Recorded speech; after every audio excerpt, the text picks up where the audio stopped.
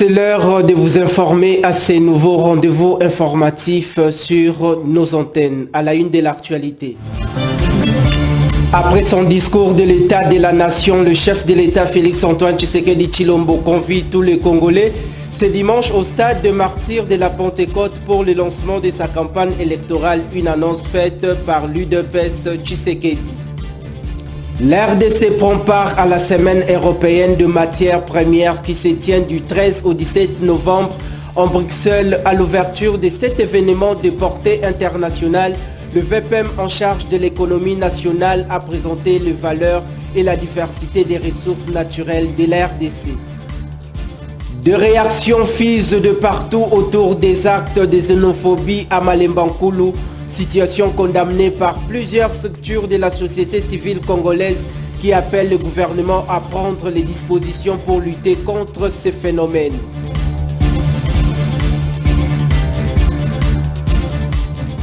Une fois de plus, merci de nous rejoindre. Démarrons ce journal par cette information.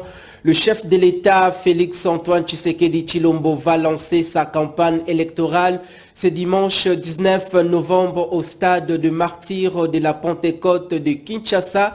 Candidat à sa propre succession, le président de la République sera devant le Congolais pour défendre son bilan et solliciter un deuxième mandat. L'annonce a été faite dans un communiqué de la formation politique UDPS Tshisekedi.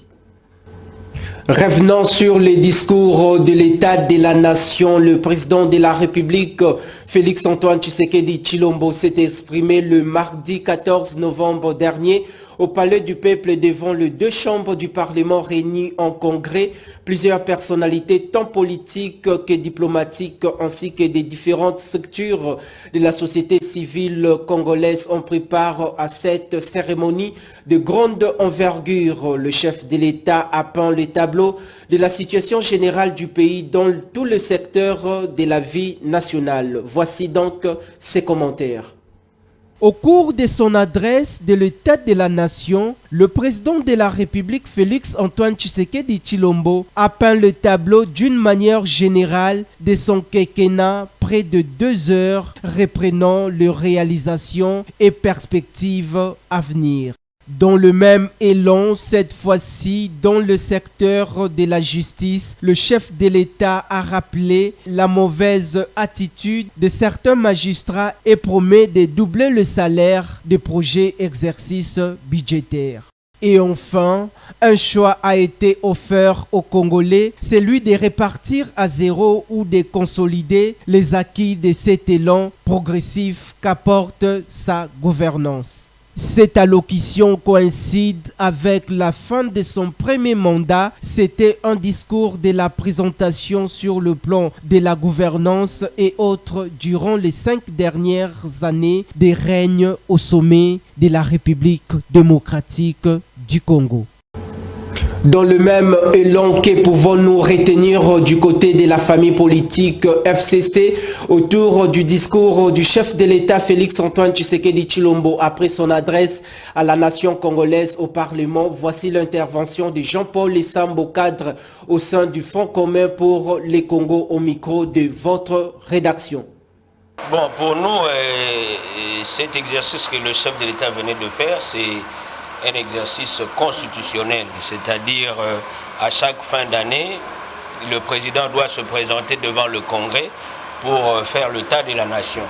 Mais une chose est que dans son discours, ce n'était pas une affaire de la nation, c'était plus un discours bilan pour lui, mais un discours bilan qui a des chiffres qui ne correspondent pas à la vie du peuple congolais et qui ne correspondent pas au social du peuple congolais. Donc, c'est-à-dire le président n'a fait que encore le litanie, donc une litanie de promesses.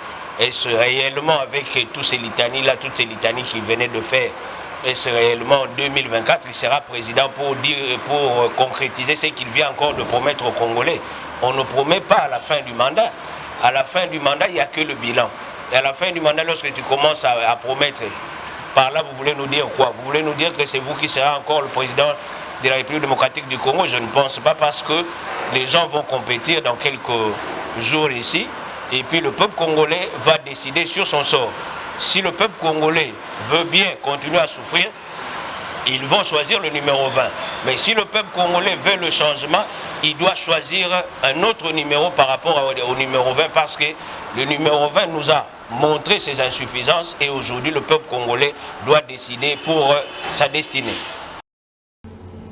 La liberté de la presse congolaise évoquée lors de l'allocution du président de la République au Parlement, Herman Tumba, journaliste d'investigation, félicite Félix-Antoine Tshisekedi Tshilombo pour son implication dans la lutte contre les violences à l'égard des professionnels de médias et sensibilise le chevalier de la plume à œuvrer en toute responsabilité et impartialité dans l'exercice de leur métier. Suivez cette intervention. La liberté de la presse est vraiment conquise, nous sommes fiers de cela. Il n'y a pas de journalistes qui sont traqués, mais au moins nous sommes en train de demander à tous ces professionnels des médias d'être aussi très professionnels, de respecter les institutions, de respecter l'éthique et déontologie journalistique pour que tout ça puisse aller dans les biens. Nous déplorons quelques cas dans l'Est du pays, vous êtes comme moi. Chaque jour, nous suivons des cas de vandalisme faits aux journalistes à l'est du pays. Il y a la guerre. Nous sommes en train de déplorer, mais le gouvernement est en train de tout faire pour mettre en place des mécanismes pour protéger ces professionnels des médias pour un avenir très radieux et meilleur.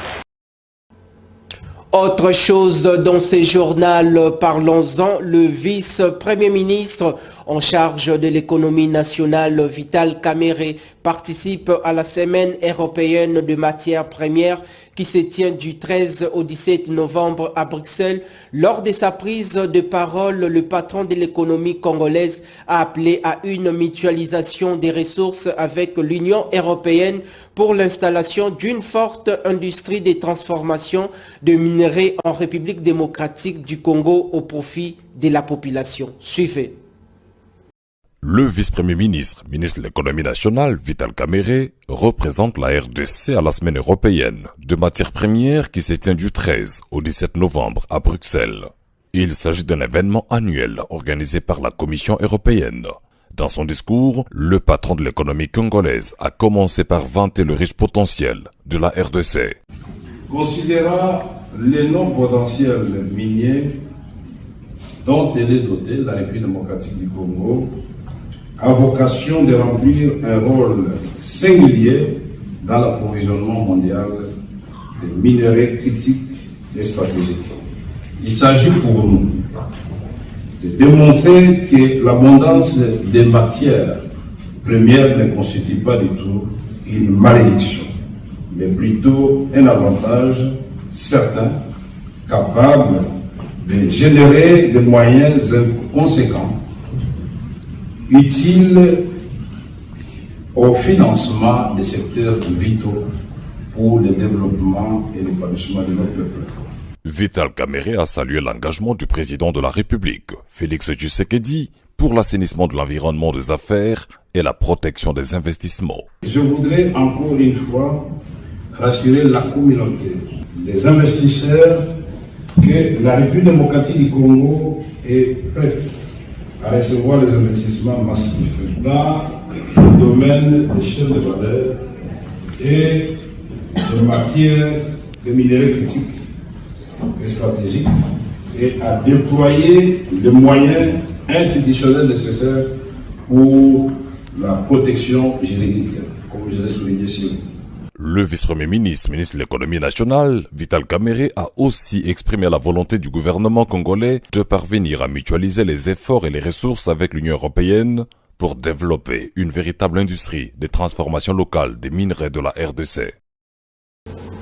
D'un dossier à un autre, la situation triste des actes de xénophobie qui sévit actuellement à Malemba Nkulu ne laisse pas indifférent Edel Martin, expert en matière de résolution pacifique des conflits et coordonnateur national du réseau des jeunes dans le monde pour la paix, RJMP en sigle, ces notables du Kasaï central condamnent avec la dernière énergie cette situation dans la province du Haut-Lomami qui est contre le droit de l'homme et il profite de formuler ses recommandations rapides et solides au gouvernement congolais. Suivez. Et cela démontre de quoi les politiciens avaient déjà préparé un chaos ou ont préparé un chaos dans ce pays, surtout avec les élections qui pointent à l'horizon. Donc voilà un peu, je condamne avec la dernière énergie, c'est insupportable et c'est affreux. Vous ne pouvez pas voir ça deux fois. Non, un humain ne peut pas faire ça. La Bible nous enseigne, fais à autrui ce que tu veux qu'on te fasse. Et je me suis demandé, les jeunes gens à qui on a enseigné cette forme de violence inhumaine, est-ce qu'ils peuvent accepter ne fût-ce qu'un coup de bâton? Mais je comprends que c'est ça la politique dans notre pays. Et là, comme expert dans le cadre de gestion des conflits, j'ai dit qu'il faut désarmer le cœur. Il faudra désarmer le cœur de tous les citoyens, de tous les Congolais. Et pour cela, moi, je vais inviter les gouvernements, les chefs de l'État en particulier. Bien sûr, il faut rester dans le délai constitutionnel, comme il est dit. Mais moi, je pense qu'il ne faudra pas qu'on respecte le délai pour le délai, de sorte qu'après l'élection, on assiste à un chaos dans ce pays. D'où pour moi, il faut convoquer, si pas une conférence nationale de quelques jours, s'il faut bouger même le délai constitutionnel pour l'organisation des élections, même 2 mois, on peut les bouger, ou même d'une semaine. Mais qu'on puisse appeler tous les leaders sociaux, qu'on puisse appeler les journalistes du pays pour les sensibiliser, pour déjà montrer ce qui est préparé dans ce pays pour éviter les chaos. Sinon, nous allons assister à une guerre civile dans ce pays. Et je répète, il faut désarmer le cœur de ces incirconcis, il faut désarmer le cœur de ces inhumains qui, non seulement aujourd'hui, ça m'a les mancoulou. De même, déjà, on nous a déjà dit du côté Kwango, vous avez appris que les Mubondo ont repris, ils ont fait du côté Maluku. Maintenant, les tableaux de l'évolution sécuritaire en République démocratique du Congo. Fin de la formation militaire au centre d'instruction de Moura à Likasi.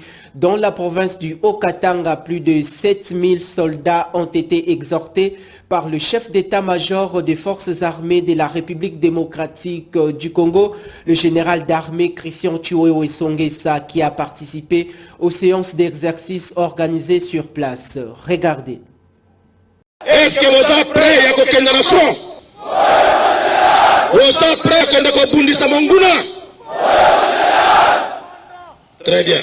Le général d'armée Chiwewe Songesa Christian, chef d'état-major général de FARDC, a effectué ce lundi 13 novembre 2023 une visite de travail au centre d'instruction de Moura Likasi dans la province du Haut-Katanga. Cette mission entre dans le cadre de l'évaluation de la formation de plus de 7000 militaires recrutés suite à l'appel à mobilisation générale du président de la République et commandant suprême de FARDC, Félix-Antoine Tshisekedi. À cette occasion, il a participé à la manœuvre militaire marquant la fin de la formation. Section, debout. Progressez.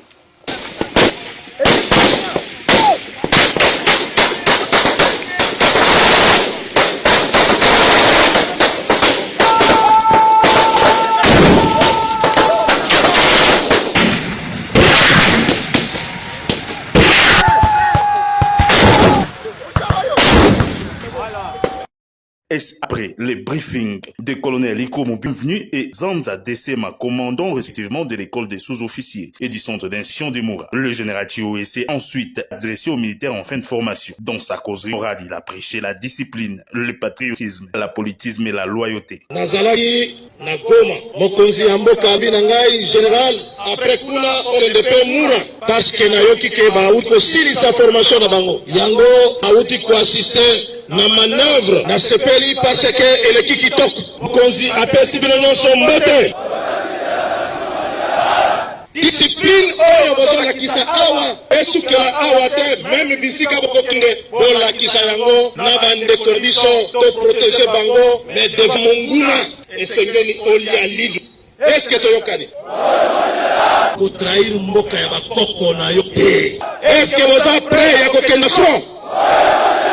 Vous êtes prêts à kobundisa monguna? faut être déterminé. Pona ekolo sengeli même atana kufa. Cette année, le chef d'état-major général visite Moura pour la 4e fois. Sachez qu'à l'occasion du 75e anniversaire de l'Organisation mondiale de la santé, OMS en sigle, le ministre de la Santé publique, Hygiène et Prévention, Roger Kamba, participe à une retraite de travail organisée par le bureau OMS RDC dans la ville de Lubumbashi du 14 au 16 novembre prochain dans le but d'examiner la performance programmatique 2022 et 2023 et en vue de créer les conditions d'une meilleure exécution du budget programme 2024-2025. Suivez ces détails. Dans les buts d'améliorer la qualité des appuis fournis au ministère de la Santé et autres acteurs intervenant dans les domaines de la santé pour le biennum 2024-2025, à travers un travail d'équipe efficace et une collaboration renforcée, le ministre de la Santé publique, Hygiène et Prévention, Roger Kamba, séjourne à Lubumbashi où il participe à une retraite de travail du 14 au 16 novembre prochain à l'occasion du 75e anniversaire de l'OMS. Ces assises visent à reconstruire l'Organisation mondiale de la santé sur les différents aspects de cette collaboration, mais également évaluer les actions de cette organisation en RDC. Une retraite du personnel organisée dans les soucis d'examiner la performance programmatique 2022-2023 et créer les conditions d'une meilleure exécution du projet programme 2024-2025. Cependant, le bureau pays de l'OMS a besoin de tirer les leçons sur son action en République démocratique du Congo afin d'apporter les améliorations nécessaires sur les plans managériaux pour plus d'impact au sein des populations congolaises. Signalons que cette retraite comprendra des sessions plénières de travaux des groupes et des jeux des rôles afin de renforcer le travail d'équipe et de collaboration à travers une meilleure connaissance des rôles et responsabilités pour l'amélioration de l'environnement de travail. Changeons de chapitre, cette fois-ci, l'inspection générale de finances, la Cour des comptes, ainsi que d'autres organismes de contrôle sont invités à renforcer leur vigilance pour prévenir toute tentative d'utiliser le bien de l'État pendant la campagne électorale, surtout pour les membres du gouvernement qui sont candidats aux échéances électorales de décembre de cette année en cours. Une instruction donnée par le président de la République lors de la réunion du Conseil de ministres. Patrick John Mukengeshaï nous en dit plus. Est-ce que l'instruction donnée par le chef de l'État, Félix Tshisekedi, de ne pas utiliser le bilan de l'État et pendant la campagne électorale sera-t-elle respectée? C'est la question que nous nous posons. Attendons voir comment sera la suite. C'est la principale recommandation adressée aux membres du gouvernement candidats aux élections de décembre 2023. Félix Tshisekedi a demandé aux candidats de faire la distinction entre le patrimoine de l'État et leurs biens privés. Le chef de l'État a insisté sur l'interdiction stricte d'utiliser les ressources de l'État pour mener campagne. Chaque membre du gouvernement candidat devrait financer sa propre campagne électorale avec ses propres moyens, sans utiliser les ressources de l'État. Wait and see, disent les Anglais. Observons pour voir si réellement cette mesure sera respectée. En culture, bientôt le conflit entre Jossar Nyokalongo et Blaise Boula vont prendre fin et la société des droits d'auteur Sokoda sera unifiée. Le travail qui s'est fait déjà est sous la médiation du délégué du chef de l'État, Baloufou Kaninda, qui essaye de mettre autour d'une table ces deux présidents de conseil d'administration de cette société des droits d'auteur en RDC. À l'allure où vont les choses, espérons qu'une solution sera trouvée. Patrick John Mukengeshaï pour ses commentaires.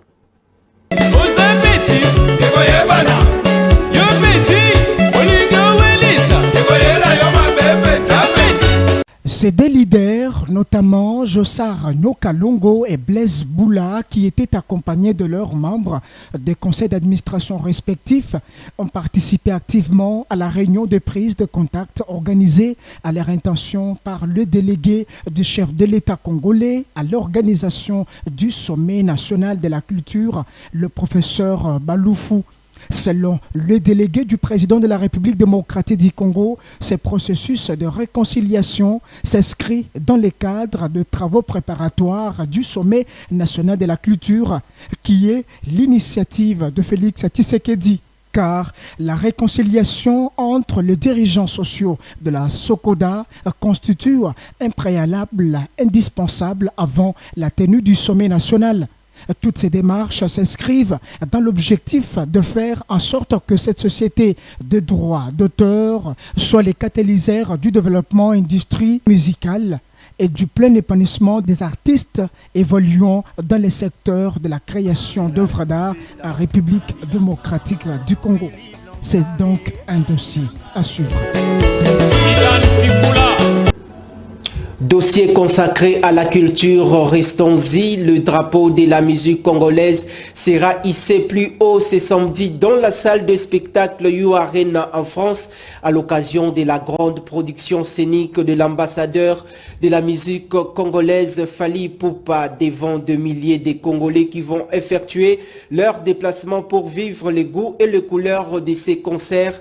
Entre-temps, la police française a déjà mis des dispositions d'ordre sécuritaire pour faire face à toute éventualité, surtout les dossiers combattants qui bloquent le décollage de la musique de la RDC.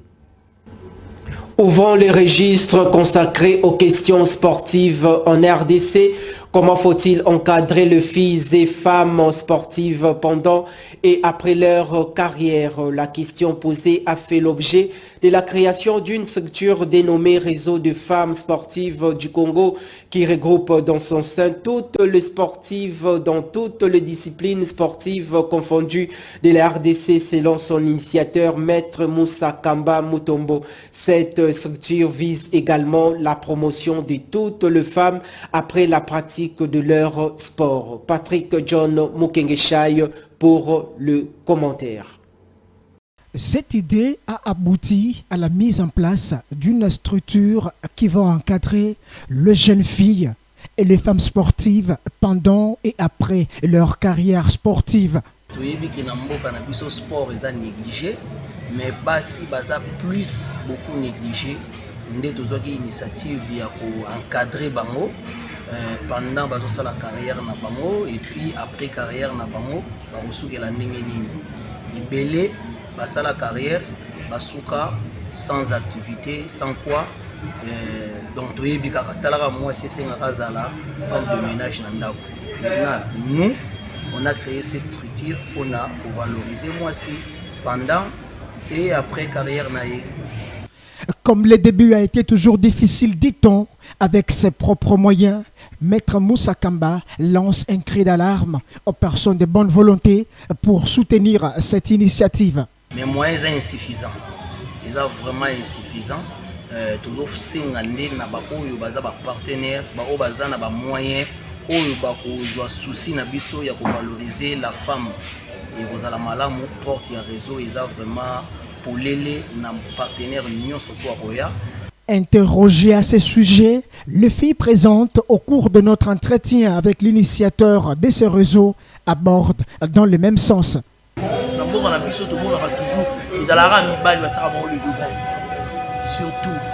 le sport, ils ont toujours comme Mibali. Ok, les Mibali, ok, na bal Mibali, ok, na judo Mibali. Na lobby na nenga mabete parce que même pas si le cas. Bisopé, tant que tu qui banda parce que babi musala moi c'est dans la ranzou. Tant que tu qui amoto mibali c'est pas parce que tu l'as qui amoto. Le roi tu l'union doit bien dans poste demander tout monde que bisomo to za ya na kati ya kubomba. Les bisomo to mibili. Kotango parce que na le jour na sadira qui na yoka ki ba idée ba projet au réseau ezanango et intéressé kinga yango wana ndima ki latika na kati ya réseau.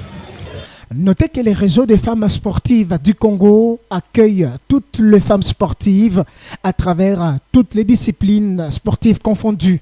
Ici, La porte est ouverte à toutes les femmes qui pratiquent le sport. Clôturons par les valeurs nutritives. Que savez-vous de citronnelle? Voici donc ses commentaires. La citronnelle ou verveine de Inde, de son nom scientifique Symbopogon citratus, est une espèce de plante herbacée tropicale cultivée pour ses tiges et feuilles aux qualités aromatiques. La citronnelle possède plusieurs vertus. Ces tiges fraîches sont employées dans la cuisine pour leur goût citronné, infusées dans le bouillon ou le plat en sauce. Mais ce sont leurs vertus anti-moustiques qui sont le plus connues. Ce n'est pourtant pas la seule qualité de cette plante médicinale dont les feuilles sont traditionnellement utilisées dans d'autres indications. Retenons que la citronnelle a des propriétés digestives, elle soutient le fonctionnement de rein, elle est anti-inflammatoire et antidouleur sous sa forme d'huile essentielle en cas de rhumatisme et d'arthrite. L'huile essentielle de citronnelle a également des vertus anxiolytiques. Enfin, en cas de forte transpiration des pieds, cette huile exerce une action déodorante et régulatrice. Il est également possible de mettre quelques gouttes dans ce chaussure pour éviter le mauvais odeur. C'est ici que s'achève cette grande édition d'information à Kinartu Télévision, votre partenaire d'excellence. Bien avant de nous quitter, voici le rappel des titres. Après son discours de l'état de la nation, le chef de l'État Félix Antoine Tshisekedi Tshilombo convie tous les Congolais ce dimanche au stade de martyrs de la Pentecôte pour le lancement de sa campagne électorale, une annonce faite par l'UDPS Tshisekedi. L'RDC prend part à la semaine européenne de matières premières qui se tient du 13 au 17 novembre en Bruxelles. À l'ouverture de cet événement de portée internationale, le VPM en charge de l'économie nationale a présenté les valeurs et la diversité des ressources naturelles de l'RDC. Des réactions fusent de partout autour des actes de xénophobie à Malembankulu, situation condamnée par plusieurs structures de la société civile congolaise qui appellent le gouvernement à prendre les dispositions pour lutter contre ces phénomènes.